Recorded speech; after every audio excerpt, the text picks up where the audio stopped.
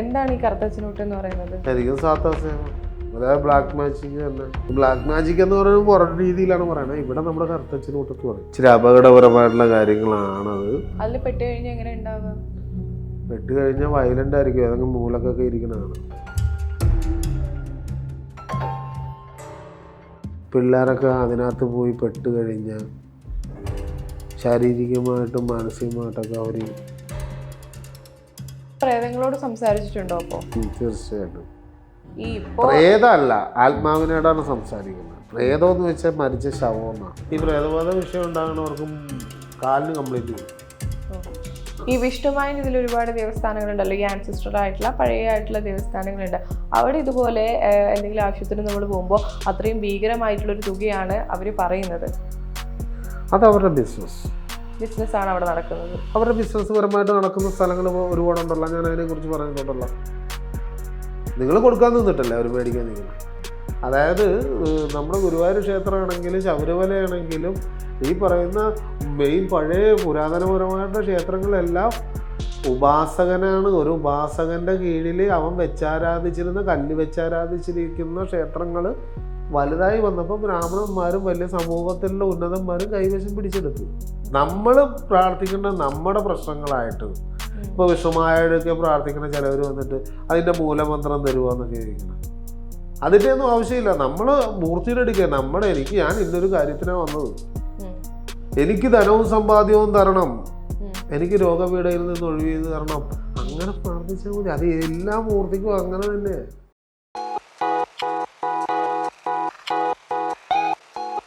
ഈ അമ്പലങ്ങളിൽ ഗൂഗിൾ പേ ഒക്കെ വെച്ച് പൈസ കൊടുക്കുന്നതിനോട് എന്താ അഭിപ്രായം?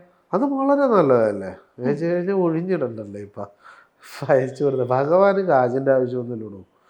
ഭഗവാന് ശരിക്കും പറഞ്ഞാൽ അവിടെ നടക്കുന്ന ചടങ്ങുകൾക്ക് വേണ്ട കാര്യങ്ങൾ അതിന് ചിലവുകളുണ്ട്.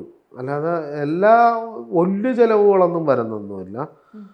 അവിടത്തേക്ക് വേണ്ടതായിട്ടുള്ള ഇപ്പോൾ നമുക്ക് വെളുത്തവാവിന് ചടങ്ങുണ്ട്, കറുത്തവാവിന് ചടങ്ങുണ്ട്.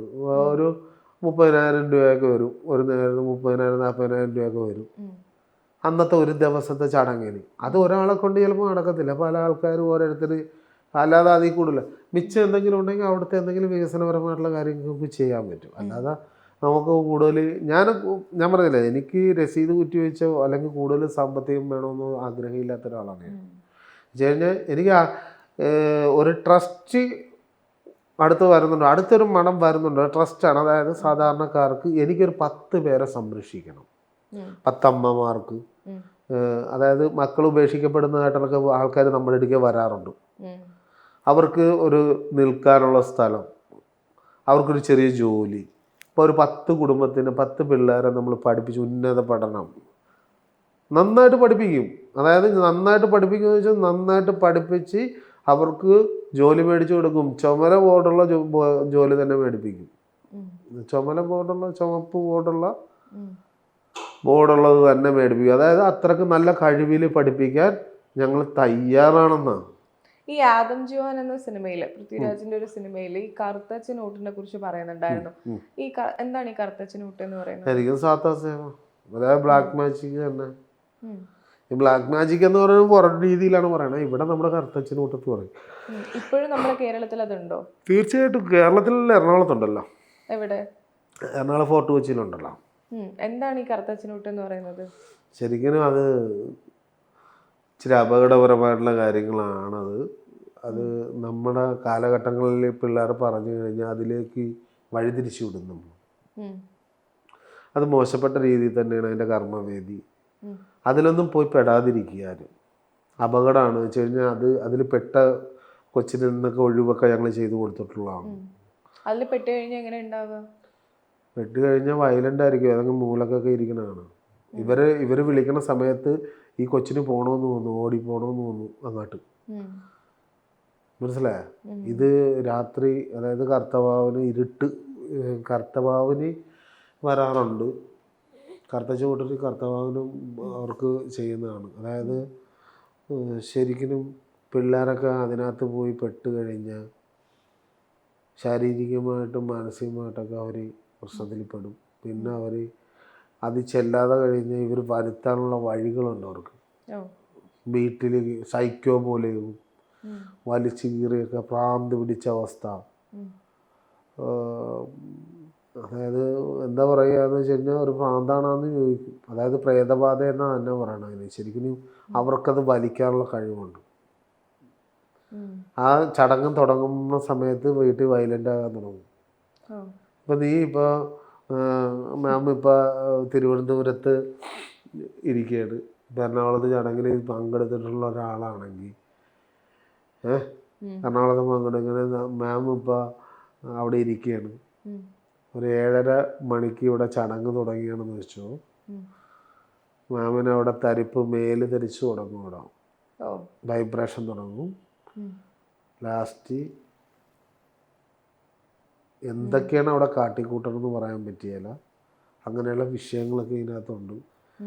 ഈ പ്രേതബാധ കയറുന്ന പോലെ തന്നെയാണ് ശരീരത്തിൽ പ്രേതബാധ കയറിയാലും ഇത് തന്നെ. ഇതിനകത്ത് നെഗറ്റീവാണ് ഫുള്ള്. അത് നമ്മുടെ ശരീരത്തിൽ കയറാതിരിക്കട്ടെ എന്ന് തന്നെ പ്രാർത്ഥിക്കാം. ഈ പ്രേതങ്ങളോട് സംസാരിച്ചിട്ടുണ്ടോ അപ്പോൾ? തീർച്ചയായിട്ടും. പ്രേതമല്ല, ആത്മാവിനോടാണ് സംസാരിക്കുന്നത്. പ്രേതം എന്ന് വെച്ചാൽ മരിച്ച ശവമെന്നാണ്. ആത്മാവാണുള്ളത്. അതായത് ഒരാളുടെ ആത്മാവ് നിന്റെ ശരീരത്തിൽ പ്രവേശിച്ച നീ പിന്നെ നിനക്ക് നാക്ക് വളക്കാൻ തോന്നും, പക്ഷെ നീയല്ല സംസാരിക്കുന്നത്. ഇപ്പം നിന്റെ പേരിപ്പോൾ സൂര്യയായിട്ടാണ് ഞാനിരിക്കുന്നത് സംസാരിക്കുന്നത്. സൂര്യയുടെ മേത്ത് ഒരു 50 വയസ്സുള്ള അല്ലെങ്കിൽ 20 വയസ്സുള്ളൊരു കൊച്ചു കയറിയാണെങ്കിൽ അതിൻ്റെ പേര് വല്ല രേഷ്മ എന്നാ വേറെ എന്തെങ്കിലും ആണെങ്കിൽ ഞാൻ രേഷ്മയാണ്. ആദ്യമേ ചോദിക്കും നീ എന്തിന് കയറിയെന്ന് ചോദിക്കുന്ന ഉടനെ പറയും എനിക്ക് ഈ ശരീരം ഇഷ്ടപ്പെട്ടിട്ട് കയറിയതാണെന്ന് പറയും. അതായത് എന്തിനു വേണ്ടിയാണ് കയറിയത്? അത് ഇവളെ കൊല്ലാൻ വേണ്ടിയിട്ടാണെന്ന് പറയും. അല്ലെങ്കിൽ ഇന്ന ആളെ കൊല്ലാൻ വേണ്ടിയിട്ടാണ്, ഇന്നത് നശിപ്പിക്കാൻ വേണ്ടിയിട്ടാണ്. നിനക്ക് ഒഴിഞ്ഞു പോകാൻ പറ്റുമോ എന്ന് ചോദിക്കുമ്പോൾ പറയും എനിക്ക് പറ്റത്തില്ലെന്ന് പറയും. ശരിക്കും അപ്പോൾ ഈ ആത്മാക്കളൊക്കെ ഉണ്ടെന്നാണോ പറയുന്നത്? തീർച്ചയായിട്ടും. പോസിറ്റീവ് ഉണ്ട്, നെഗറ്റീവ് ഉണ്ട്. പിന്നെ ഈ നമ്മളുടെ ഒരാളുടെ ശരീരത്തിൽ മറ്റൊരാളുടെ ആത്മാവ് കയറി കൂടിയെന്ന് എങ്ങനെയാണ് തിരിച്ചറിയാം? അവരുടെ മുഖത്ത് തന്നെ അറിയാൻ പറ്റും. ആദ്യമേ തന്നെ കണ്ണിൻ്റെ താഴത്ത് കുഴിവ് വരും. 2 അവർക്ക് പോസിറ്റീവ് എനർജിയുള്ള സ്ഥലങ്ങളിലൊന്നും പോകാൻ പറ്റില്ല. ഏതെങ്കിലും മുറിയിൽ ഒറ്റപ്പെട്ടിരിക്കുക, ക്ഷേത്രത്തിൻ്റെ വാതിൽക്കൽ ചെല്ലുമ്പോൾ ക്ഷേത്രത്തിൽ വിശ്വാസം ഇല്ലാത്തെന്ന് പറയാല്ലേ, ശരിക്കും വിശ്വാസം ഇല്ലാതെ തുടങ്ങും. എന്ത് പറഞ്ഞാലും എതിർക്കും, വയലൻ്റായിട്ട് സംസാരിക്കും. പഠനത്തിൽ പഠിക്കാതെ വരും, പിള്ളേരാണെങ്കിൽ പഠിക്കാതെ വരും. പ്രായമുള്ളവരൊക്കെ ആണെന്നുണ്ടെങ്കിൽ കുടുംബജീവിതം നയിച്ചു തുടങ്ങുന്നവരൊക്കെ ആണെന്നുണ്ടെങ്കിൽ ഭർത്താവുമായിട്ട് ചേരാതെ വരും. അവരുടെ ദാമ്പത്യ ജീവിതം പൊളിയും. ലാസ്റ്റ് അവർ ഡൈവേഴ്സിലേക്ക് പോകും. അത് കഴിഞ്ഞിട്ടായിരിക്കും നമ്മളുടെയൊക്കെ തേടി വന്ന് അവിടെ ഒന്ന് പോയി നോക്കാം, അവിടെ ഒന്ന് കയറി നോക്കാം. അത് പ്രേതബാധ ഉണ്ടെങ്കിൽ നമുക്ക് മഠത്തിൽ കയറുമ്പോൾ തന്നെ അറിയാൻ പറ്റും. അവർക്കവിടെ നിൽക്കാൻ പറ്റിയില്ല. അവരുടെ കാല് പെരുത്ത് കയറുകയും അവരുടെ ആ ബോധം മറഞ്ഞു പോകുന്ന രീതി വരും. അത് ഒഴിവ് ചെയ്ത് കഴിയുമ്പോൾ ഓൾറെഡി അവർ പക്ക റിക്കവർ ചെയ്ത് നല്ല ഇതിൽ വന്നിട്ട് വീണ്ടും നന്നായിട്ട് മുന്നോട്ട് പോകുന്നതായിട്ട് ഒത്തിരി ആൾക്കാരുണ്ട്. നമുക്ക് ഒത്തിരി ഞാൻ കേസ് ചെയ്തിട്ടുണ്ട്. ഞാൻ ഒരുപാട് കേസ് പ്രേതബാധ വിഷയം ഒരുപാട് കേസ് ചെയ്തിട്ടുണ്ട്. വീഡിയോ വരെ എടുത്ത് വെച്ചിട്ടുണ്ട് ഞാൻ. എന്താ കാര്യം വെച്ചാൽ ഇന്ന് ചാനലുകാർ ചോദിക്കാറുണ്ട് ഇത് കണ്ടിട്ടുണ്ടോ എന്ന് ചോദിക്കുക. ഞാൻ പറഞ്ഞില്ലേ നേരിട്ട് കാണിച്ചു തരാം. ഈ കാരണം ചോദിക്കാൻ കാരണം ഒരുപാട് ആളുകൾ ഈ നിരീശ്വരവാദികളാണ്, പ്രേതമില്ല ആത്മാവില്ല എന്നൊക്കെ പറയുന്ന ആളുകളാണ്. അപ്പൊ താങ്കൾ പറയുന്നത് ഇതുപോലെ ഒരുപാട് ആത്മാക്കളുടെ കഴിഞ്ഞ ദിവസം സംഭവിച്ച കാര്യം പറയാം. ഒരു പെൺകുട്ടി വേറൊരാളുടെ കൂടെ വന്നത്. അവൾ വിവാഹം ചെയ്ത് അവൾക്ക് 10 വർഷമായിട്ട് കുട്ടികളില്ല. 10 വർഷമായി വിവാഹം കഴിഞ്ഞിട്ട് കുട്ടികളില്ല. അന്നേരം അവർ വന്നിട്ട് പ്രാർത്ഥിച്ച് എന്താണ് വിഷയം എന്ന് ചോദിച്ചാൽ ഞാൻ പറഞ്ഞു നിന്റെ മേത്ത് പ്രേതബാധ ഉണ്ടെന്നോ. 10 വർഷമായിട്ടോ? 10 വർഷമായിട്ട് പ്രേതബാധ. അന്നേരം ഈ കുട്ടിയുടെ അച്ഛനും അമ്മയും പ്രാർത്ഥിച്ച് ഒന്നും നടക്കാഞ്ഞിട്ട് പെന്തിക്കോസിലേക്ക് മാറി. ഹിന്ദുവാണ്, പെന്തിക്കോസിലേക്ക് മാറി. അന്നേരം അവസ്ഥ ഒന്ന് ആലോചിക്കണം.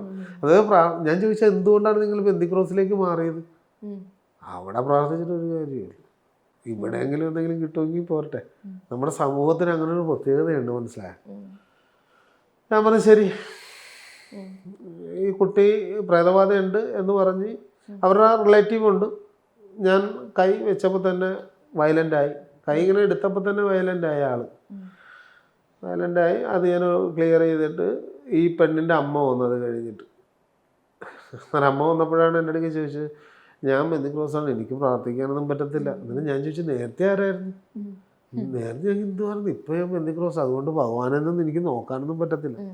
ഞാൻ പറഞ്ഞു, അമ്മയുടെ മേത്ത് അതിൻ്റെ ഒരു ഭാഗമുണ്ടാവും, അത് ഞാനത് കാണിച്ചു തരാം, മനസ്സിലാക്കി തരാം. എന്നിട്ട് നമുക്ക് അമ്മയുടെ വിശ്വാസങ്ങളും പ്രാർത്ഥനകൾക്ക് ഇഷ്ടമുള്ള രീതിയിൽ പ്രാർത്ഥിച്ചു. എനിക്ക് അതിനകത്ത് വിഷയം. അവിടെ എല്ലാവരും മതസ്ഥരും വരാറുണ്ട്, ക്രിസ്ത്യാനിയും മുസ്ലിമും എല്ലാവരും വരും. എന്നിട്ട് എന്തായി? അവരുടെ മേത്ത് ശരീരത്ത് കാണിച്ചു കൊടുത്തു. അവർ പറഞ്ഞ് അത് മനസ്സിലായി. അവർക്ക് കാല് വലിച്ച് നടക്കണം. ഈ പ്രേതബാധ വിഷയം ഉണ്ടാകുന്നവർക്കും കാലിന് കംപ്ലൈൻറ്റ് വരും, ഒരു കൊളുത്തി പിടിച്ചുള്ള വലിവ് വരും. എല്ലാവർക്കും വരത്തില്ല ആ വലിവ്. വല്ലാത്തൊരു നടു വെട്ടണം എന്നൊക്കെ പറയാം, എന്ന് പറഞ്ഞ പോലെ ഒരു വല്ലാത്തൊരു ഇത് ഫീൽ ഉണ്ടാവും. പിന്നെ അത് മാത്രമല്ല, അവർക്ക് ഉറക്കം ക്ലിയർ ആകത്തില്ല. പിന്നെ ഞെട്ടും കിടക്കുമ്പോൾ 2 ഫാനിൻ്റെ കാറ്റ് വേണം, ചൂട് കൂടുതൽ. ഫാൻ ഒരെണ്ണം ഇട്ടാലും പറ്റില്ല, അതിൻ്റെ കൂടെ ഒരെണ്ണം കൂടെ വെച്ച് കൊടുക്കും. അതല്ല ആ പാട്ട് ഞാൻ 2 ഫാൻ വെച്ച് കിടക്കണം. പക്ഷെ എൻ്റെ ശരീരം ടെമ്പറേച്ചർ കൂടുതലായിരിക്കും. മൂർത്തിഭാവങ്ങൾ അനുഗ്രഹിക്കാൻ കാര്യങ്ങൾ ചെയ്യുന്നുണ്ട്. അന്നേരം ഈ അമ്മ വന്ന് അമ്മേനെ മനസ്സിലാക്കി കൊടുത്തിട്ട് മോളുടെ മേത്ത് എന്താണെന്നുള്ളത് ഞാൻ കൈവച്ച് കാണിച്ചു കൊടുത്തു. മോള് സംസാരിക്കാനായി സംസാരിച്ച്. ഞാൻ ചോദിച്ചു, എന്തിനു വേണ്ടിയിട്ടാണ് ഈ ബാധ കയറിയത്? കുടുംബം എല്ലാവരും നശിപ്പിക്കാനായിട്ട്. ഒരു സൈക്കാട്രിസ്റ്റാണെന്ന് പറയുന്നത് പറയും അവർക്ക് മെൻ്റലി പ്രശ്നമാണെന്ന് പറയും. മരുന്ന് കൊടുക്കും, മരുന്ന് കൊടുത്താൽ മാറത്തില്ല. ഇത് മെഡിസിൻ കൊടുത്തിട്ട് 2 ഡിഗ്രി കൊണ്ടുവന്നിട്ട് മാറ്റി കൊടുത്തതായിട്ടുള്ള കേസൊക്കെ ഉണ്ട്. വെച്ച് കഴിഞ്ഞാൽ അവന് ഈ വയലൻ്റാണ്. 6 മണി കഴിയുമ്പോൾ, അതായത് വെള്ളിയാഴ്ച, ശനിയാഴ്ച, ചൊവ്വാഴ്ച ദിവസങ്ങളിലാണ് ഈ വയലൻ്റാണ് ഇവർ. മെൻ്റലി പ്രശ്നമാണെന്നുണ്ടെങ്കിൽ എല്ലാ ദിവസവും വയലൻ്റ് ആകണ്ടേ? ഈ ചൊവ്വാഴ്ച, വെള്ളിയാഴ്ച, ശനിയാഴ്ച മാത്രം എന്താ വയലൻ്റ് ആകണം? ഇതിലേതെങ്കിലും ഒരു ദിവസമായിരിക്കും വയലൻ്റ് ആണോ? ഒന്നെങ്കിൽ വെള്ളിയാഴ്ച ആയിരിക്കും, അല്ലെങ്കിൽ ചൊവ്വാഴ്ച ആയിരിക്കും. ശരി, കറക്റ്റ് ആ സമയം ഒരു 7 മണിയാണ്, ആ കറക്റ്റ് ടൈമിന് വയലൻ്റ് ആവും.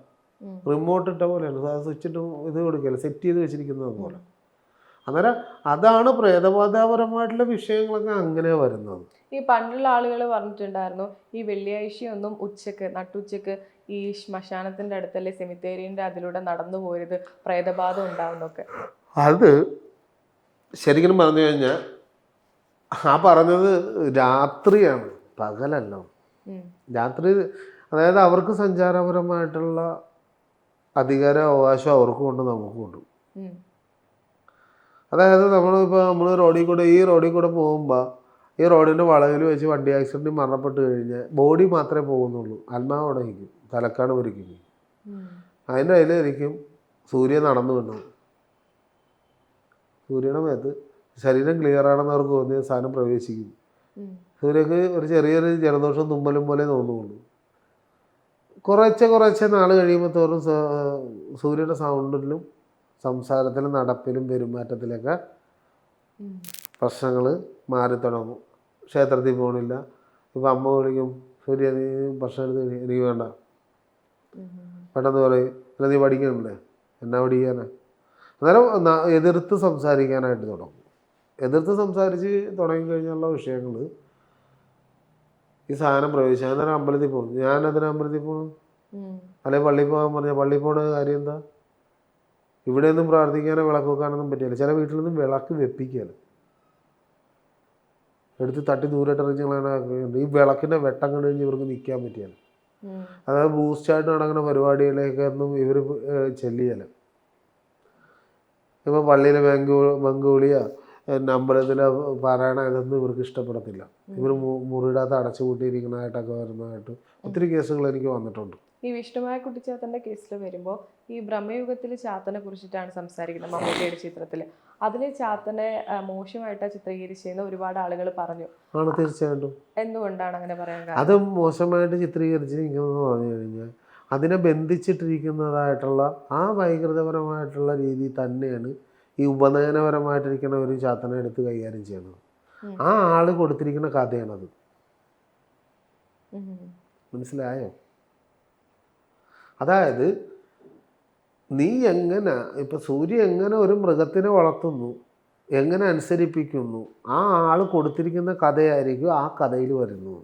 അതിൻ്റെതായിട്ടുള്ള അനുഭവങ്ങൾ പുള്ളിക്ക് കിട്ടിയിട്ടുണ്ടല്ലോ. പുള്ളിക്ക് രോഗാവസ്ഥയൊക്കെ ആയിപ്പോയായിരുന്നു പിന്നീട്. അത് പക്ഷേ കഥ എഴുതിയത് മമ്മൂട്ടി മമ്മൂട്ടി അല്ലല്ലോ, പക്ഷെ അതിനകത്ത് അഭിനയിച്ചത് ആ മൂർത്തിനെ വെച്ചിട്ടാണ് കളിക്കുന്നത്. നമ്മൾ ഏത് മൂർത്തി ഭാവത്തിന് വേണമെങ്കിലും വെച്ച് കളിച്ചോ, പക്ഷെ ചാത്തനെ വെച്ച് കളിക്കാൻ നിൽക്കണ്ട. പ്രായമായുള്ള ആളുകൾക്ക് അസുഖം വരും, അത് ആ ഒരു സിനിമ കൊണ്ടാണ് അങ്ങനെ. അത് സേവ എടുത്തിരിക്കുന്നവർക്ക് കൃത്യമായിട്ട് അറിയാം. സേവ എടുത്തിരിക്കുന്നവർ കൃത്യമായിട്ടൊന്നും പറയാത്തതിൻ്റെ കാര്യം, നിങ്ങൾ ചോദിക്കുന്ന ഒരു തന്ത്രി വന്നിരുന്ന് ഒരു ഉപനയനെടുത്ത് തന്ത്രി വന്ന് ഞങ്ങൾ അവർക്ക് വില കൊടുക്കാറൊന്നുമില്ല. ഒരു ബ്രാഹ്മണ തന്ത്രിയെന്നും വന്ന് എൻ്റെ മുമ്പിൽ ഇരുന്ന് സംസാരിച്ച് ഞാൻ പറയുന്നത് നടക്കില്ലെന്ന് പറയും. അവർ മന്ത്രം ചൊല്ലി വരുമ്പോൾ ഇവിടെ കാര്യങ്ങൾ കഴിഞ്ഞിട്ട് ഞാൻ പോകും. ഇപ്പോൾ ഒരുപാട് വിഷ്ണുമായുടെ ദേവസ്ഥാനങ്ങളുണ്ടല്ലോ. ആ ദേവസ്ഥാനങ്ങളിൽ ഇപ്പോൾ കഴിഞ്ഞ വർഷം വാർത്തയിൽ വന്നിട്ടുണ്ടായിരുന്നു, ഒരു സ്ത്രീ ഇതുപോലെ പ്രാർത്ഥിക്കാൻ പോയപ്പോൾ അവർക്കൊരു പീഡനത്തിൻ്റെ അനുഭവം വരെ ഉണ്ടായിട്ടുണ്ടെന്ന്. അത് ഇത് മാത്രമല്ലല്ലോ, പീഡനത്തിൻ്റെ അനുഭവം ഉണ്ടാകുമെന്ന് വെച്ച് കഴിഞ്ഞാൽ ഞാൻ എന്താ പറയണ്ട, ഒരു പുരുഷൻ മാത്രം വിചാരിച്ച ഒരു പീഡനം ഉണ്ടാവുമോ? പുരുഷൻ മാത്രം വിചാരിച്ച പോലെ പീഡനം ഉണ്ടാകും. പിന്നെ എന്നിട്ട് ഭയങ്കര പീഡനമാണ്, വെറുതെയാണ്, തെറ്റിദ്ധാരണ. ഒരു സ്ത്രീയും കൂടെ അംഗീകരിച്ചെങ്കിൽ മാത്രമേ ഒരു പീഡനത്തിന് ഒരു വഴി അംഗീകരിക്കുന്ന പീഡനമല്ലോ. സ്ത്രീ അംഗീകരിച്ചാൽ അത് പീഡനമാവുന്നല്ലോ. അംഗീകരിച്ച പീഡനം അല്ല, ഞാനൊരു കാര്യം ചോദിച്ചാ, അംഗീകരിച്ചാൽ പീഡനമല്ല, അംഗീകരിച്ച് കൊടുക്കുന്നില്ലേ? ഇപ്പൊ എനിക്ക് എന്നെ സംബന്ധിച്ച് ഞാൻ പറയാം, എൻ്റെ അനുഭവം വെച്ച് പറയാം. ഒരു സ്ത്രീക്ക് 4 പുരുഷന്മാർ വരെയുള്ള ആൾക്കാരുണ്ട്, 3 പേര് അറിയരുതെന്നും പറഞ്ഞു വന്നിട്ടുള്ള ആൾക്കാരൊക്കെ ഉണ്ട്.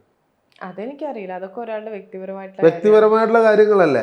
അതായത് ഒരു സ്ത്രീ ഒരിക്കലും ഒരു സ്ത്രീയും, ഞാൻ പറഞ്ഞു തരാം, ഒരു സ്ത്രീയും ഒരു പുരുഷനും ഒരു ബൈക്കിൽ നടന്നാലോ ഒരു ബസ്സിൽ യാത്ര ചെയ്താലോ ഒരിക്കലും പീഡനം വരത്തില്ല. അല്ലെ, വിശ്വാസത്തിന്റെ പേരിൽ വിശ്വാസത്തോടെ അവിടെ പോകുന്ന ആളുകളെ ഇതുപോലെ ചൂഷണം ചെയ്യുന്നത് ശരിയാണ്. അത് തെറ്റിദ്ധാരണ. അതങ്ങനെ അവന് വല്ല ഇതുമായിട്ട് ബന്ധപ്പെട്ടിട്ടുള്ളതായിരിക്കും. അത് ശരിക്കും പറഞ്ഞാൽ എനിക്ക് ശരിക്കും അത് ഞാൻ ഇതിനു മുമ്പ് എൻ്റെ അടുക്ക ഒരു ചോദ്യം വന്ന ഇങ്ങനെ എന്താണെന്ന്. ഇങ്ങനെ ഇപ്പം ഏത് സ്ത്രീയുടെ കൂടെ വേണമെങ്കിലും പോകാം, ഏത് പുരുഷൻ്റെ കൂടെ ജീവിക്കാം എന്നുള്ള കോടതി വിധിയുണ്ട്. കോടതി വിധിനെ കുറിച്ചൊന്നുമല്ല നമ്മളോട് ചോദിക്കുന്നത്. പേരിൽ ആളുകൾ വരുമ്പോൾ അവർ ചൂഷണം ചെയ്യുന്ന വെറുതെ അത് എന്തെങ്കിലും വ്യക്തിപരമായിട്ടുള്ള കാര്യങ്ങൾ അല്ലെങ്കിൽ ചിലപ്പോൾ നേരെ നടന്നതായിരിക്കാം. എന്നാ നമ്മൾ നേരിട്ട് കാണാത്ത കാര്യങ്ങൾ പറയരുത് എന്നുള്ളതാണ്. ഒരു മാധ്യമത്തിൽ കാണിക്കണോ അങ്ങനെ സംഭവിച്ചെന്ന് പറഞ്ഞു, അത് തെറ്റാണെന്ന് അങ്ങനെ പറഞ്ഞു. ഞാൻ പറഞ്ഞില്ലേ, ഞാൻ നിങ്ങൾക്ക് കാണിക്കുന്ന കാര്യങ്ങൾ ഞാൻ നിങ്ങൾക്ക് ബോധ്യപ്പെടുത്തുന്നതാണ്. ഈ വിഷ്ണുമായൻ ഇതിൽ ഒരുപാട് ദേവസ്ഥാനങ്ങളുണ്ടല്ലോ, ഈ ആൻസിസ്റ്റർ ആയിട്ടുള്ള പഴയ ദേവസ്ഥാനങ്ങളുണ്ട്. അവിടെ ഇതുപോലെ എന്തെങ്കിലും ആവശ്യത്തിന് നമ്മൾ പോകുമ്പോൾ അത്രയും ഭീകരമായിട്ടുള്ളൊരു തുകയാണ് അവർ പറയുന്നത്. അത് അവരുടെ ബിസിനസ്സാണ് അവിടെ നടക്കുന്നത്. അവരുടെ ബിസിനസ് പരമായിട്ട് നടക്കുന്ന സ്ഥലങ്ങൾ ഒരുപാടുണ്ടല്ലോ. ഞാൻ അതിനെക്കുറിച്ച് പറഞ്ഞിട്ടുണ്ടല്ലോ. നിങ്ങൾ കൊടുക്കാൻ നിന്നിട്ടല്ലേ അവർ മേടിക്കാൻ നിൽക്കണം. കൊടുക്കാതെ എന്തായാലും മേടിക്കുകയല്ല. ഇങ്ങനെ ചെയ്തില്ലെങ്കിൽ, ഇത്ര പൈസ തന്നില്ലെങ്കിൽ നിങ്ങൾ മൊത്തം നശിച്ചു പോകുന്ന പറയുന്ന ആളുകൾ വെറുതെയാണ്. അതൊക്കെ വെറുതെ നിങ്ങൾ കൊടുക്കാതെ നിന്നിട്ട് തന്നെയാണ് അവർ മേടിക്കുന്നത്. നമ്മളിവിടെ നടത്തുന്നതായിട്ടുള്ള കാര്യങ്ങൾ എന്ന് വെച്ചാൽ പൂജാപരമായിട്ടുള്ള കാര്യങ്ങളുടെ ചെലവ്. എൻ്റെ അവിടെ ഏറ്റവും കൂടുതൽ വരുന്നതെന്ന് പറഞ്ഞാൽ 20,000-25,000 രൂപയുടെ ചിലവാണ് വരുന്നത്. ഏറ്റവും ടോപ്പ് ഒരു ചെറിയ പൂജയ്ക്ക് എന്ന് പറഞ്ഞാൽ 5,000 രൂപയുടെ പൂജ വരുള്ളൂ. ഒരു ദിവസം പൂജക്ക് 5,000 രൂപ. അതവിടെ സാധനത്തിന് ആ കാശാവും. നിങ്ങൾ മേടിച്ചിട്ട് വന്നാലും ഞങ്ങൾ പൂജ നടത്തും. അതിന് പ്രത്യേകിച്ച് ദക്ഷിണാപരമുണ്ട്. അവിടെ കാണിക്കാൻ വീഴുന്നതായിട്ടുള്ള പൈസയാണ് ഞങ്ങളുടെ ചിലവ് കാശായിട്ട് വരുന്നത്. അത് മതിയെന്നേ, എന്തിനാ അമിതമായിട്ട്? ഒരാൾ 10 കിലോ അരിയുടെ ഭക്ഷണമൊന്നും കഴിക്കുന്നില്ല. ഒരു ദിവസം ഞാൻ പറയില്ല, എനിക്ക് ഒരു ദിവസം എങ്ങനെയൊക്കെ ചുരുക്കി പിടിച്ച് ആണെങ്കിൽ ഒരു 10-200 രൂപ ഉണ്ടെങ്കിൽ എനിക്ക് മുന്നോട്ട് പോകും. നമ്മൾ ഈ ചെറുപ്പത്തിലൊക്കെ വീട്ടിൽ നിന്ന് അമ്മമാരൊക്കെ പറഞ്ഞുതരും, അല്ലെങ്കിൽ അമ്മമാരൊക്കെ പറഞ്ഞുതരും, വിളക്ക് എത്തിച്ചു കഴിഞ്ഞാൽ സന്ധ്യക്ക് നാമം ജപിക്കണം എന്നൊക്കെ പറയും. അപ്പോൾ ശരിക്കും എങ്ങനെയാണ് പ്രാർത്ഥിക്കുന്നത്? അതായത് ശരിക്കും നമ്മൾ പ്രാർത്ഥിക്കേണ്ടതായിട്ടുള്ളതെന്ന് പറഞ്ഞാൽ ഒരു വിളക്ക് വെച്ച് നമ്മുടെ ദുഃഖങ്ങളും നമ്മുടെ സന്തോഷങ്ങളും അറിയിക്കുക എന്നുള്ളതാണ്. അല്ലാതെ അതിന് പ്രത്യേകിച്ച് നാമം ജപിക്കുക, അത് തന്നെയാണ് നാമം ജപിക്കുക എന്നുള്ളത്. നമ്മുടെ നാമങ്ങൾ മാത്രം ജപിക്കുക, അല്ലാതെ ഓരോരുത്തർ എഴുതി വെച്ചിരിക്കുന്നതായിട്ടുള്ള കാര്യങ്ങളൊന്നും ജപിക്കേണ്ട കാര്യമില്ല. നമ്മൾ പ്രാർത്ഥിക്കേണ്ട നമ്മുടെ പ്രശ്നങ്ങളായിട്ട്. ഇപ്പോൾ വിഷ്ണുമായൊക്കെ പ്രാർത്ഥിക്കുന്ന ചിലവർ വന്നിട്ട് അതിൻ്റെ മൂലമന്ത്രം തരുവാന്നൊക്കെ ചോദിക്കണം. അതിൻ്റെ ഒന്നും ആവശ്യമില്ല. നമ്മൾ മൂർത്തിയുടെ എടുക്കുക, ഞാൻ ഇന്നൊരു കാര്യത്തിനാണ് വന്നത്, എനിക്ക് ധനവും സമ്പാദ്യവും തരണം, എനിക്ക് രോഗപീഠയിൽ നിന്ന് ഒഴിവ് ചെയ്ത് തരണം, അങ്ങനെ പ്രാർത്ഥിച്ചാൽ മതി. അത് എല്ലാ മൂർത്തിക്കും അങ്ങനെ തന്നെ. ഉം. സംശയമുള്ളവർ പ്രാർത്ഥിച്ചു നോക്കൂ, അവരുടെ കാര്യസാധ്യം നടക്കും. അല്ലാതെ നമ്മൾ പഠിച്ചു വച്ചിരിക്കുന്നത് പോലെ കുറേ നാമങ്ങളും മന്ത്രം, അതൊക്കെ ബ്രാഹ്മൺസ് ആയിട്ടുള്ള അവർ അത് കയ്യിൽ ഒതുക്കി അത് എൻ്റേത് എൻ്റെ മാത്രം എന്നുള്ളൊരു ഭാവത്തിൽ കൊണ്ടുപോകാൻ വേണ്ടിയിട്ടാണ്. മനസ്സിലായ? അതുകൊണ്ടല്ലേ പൂന്നൂല് വന്നത്. പണ്ട് ജനിച്ചവർക്ക് പൂന്നൂലൊന്നും ഇല്ലായിരുന്നു. അതായത് നമ്മുടെ ഗുരുവായൂർ ക്ഷേത്രമാണെങ്കിലും ശബരിമലയാണെങ്കിലും ഈ പറയുന്ന മെയിൻ പഴയ പുരാതനപരമായിട്ടുള്ള ക്ഷേത്രങ്ങളെല്ലാം ഉപാസകനാണ്. ഒരു ഉപാസകൻ്റെ കീഴിൽ അവൻ വെച്ചാരാധിച്ചിരുന്ന കല്ല് വെച്ചാരാധിച്ചിരിക്കുന്ന ക്ഷേത്രങ്ങൾ വലുതായി വന്നപ്പോൾ ബ്രാഹ്മണന്മാരും വലിയ സമൂഹത്തിലുള്ള ഉന്നതന്മാരും കൈവശം പിടിച്ചെടുത്ത്. ആ രീതിയിലാണത് പോയത്. അതുകൊണ്ട് മാത്രമാണ് ഇന്നത്തെ ക്ഷേത്രങ്ങളിൽ അവരുടെ രീതിയിൽ നാമം ജപിക്കുകയൊന്നും വേണ്ട. നമ്മളൊന്ന് ചിന്തിച്ചാൽ മതി. അവരുടെ രീതിയിലേക്ക് വളച്ചൊടിച്ച് കൊണ്ടുപോയി നമ്മളൊരു വഴിപാട് നടത്തിയാൽ നമുക്ക് എറിഞ്ഞ് തന്നെ പോലെ, അതായത് പിച്ച തന്നെ പോലെയല്ലേ നമുക്ക് വഴിപാടുകൾ തരുന്നത് ക്ഷേത്രങ്ങളിൽ നിന്ന്. എന്തുകൊണ്ട് കയ്യിൽ നമുക്കൊരു തലയിൽ തൊട്ട് നമ്മുടെ ഒരു അച്ഛനും അമ്മയും നമുക്കൊക്കെ അനുഗ്രഹം കൊടുക്കണ പോലെ ഒന്ന് തലയിൽ തൊട്ടോ ഇവർക്ക് അനുഗ്രഹം കൊടുക്കാൻ പറ്റാത്തത് എന്താ? അവർക്ക് കൊടുക്കാൻ പറ്റത്തില്ല. ഞാൻ കൊടുക്കും മഠത്തിൽ. അപ്പോൾ ഒരുപാട് കാര്യങ്ങൾ നമ്മൾ സംസാരിച്ചു, കുറച്ച് തർക്കിച്ചു, പക്ഷെ അതിലേറെ നമുക്ക് അറിയാത്ത കാര്യങ്ങൾ സുജിത്താശൻ പറഞ്ഞു തന്നു. ഇവിടെ വരെ വന്നതിലും നമ്മളോട് സംസാരിച്ചതിലും നന്ദി.